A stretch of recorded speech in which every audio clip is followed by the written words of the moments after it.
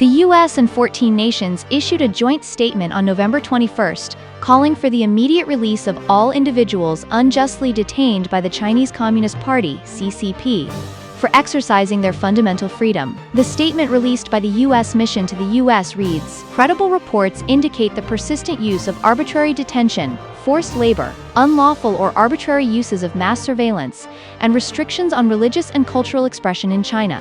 Ethnic and religious minority groups, particularly Uyghurs and other Muslim minorities, Christians, Tibetans, Falun Gong practitioners, and others, have faced targeted repression, including through separation of children from families in boarding schools, torture, and the destruction of cultural heritage. We also express concern about the continued dismantling of long-standing civil liberties and the rule of law in Hong Kong, and about the issuance of arrest warrants and bounties on individuals outside Hong Kong's borders for exercising freedom of expression. State censorship and surveillance are used to control information, limit public discourse, and punish those who challenge official narratives. The suppression and transnational repression of journalists, human rights defenders, and lawyers further exemplify a climate of fear designed to silence criticism. These actions erode trust and are in direct contradiction to the very principles that sustain global stability and human progress. We also urge member states acting through the UN to call on China to address credible human rights violations and be held accountable." The statement was signed by Albania, Australia,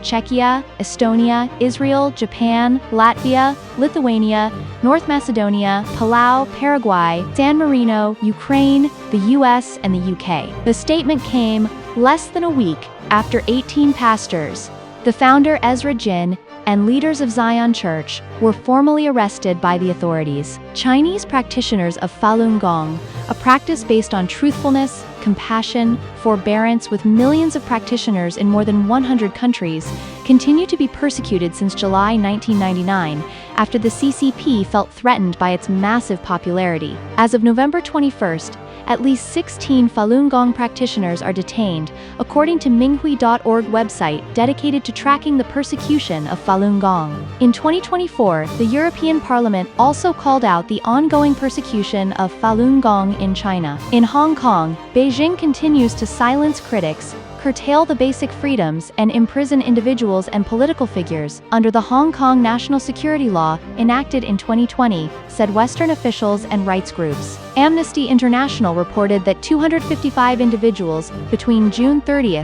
2020 and May 31 this year were arrested or charged.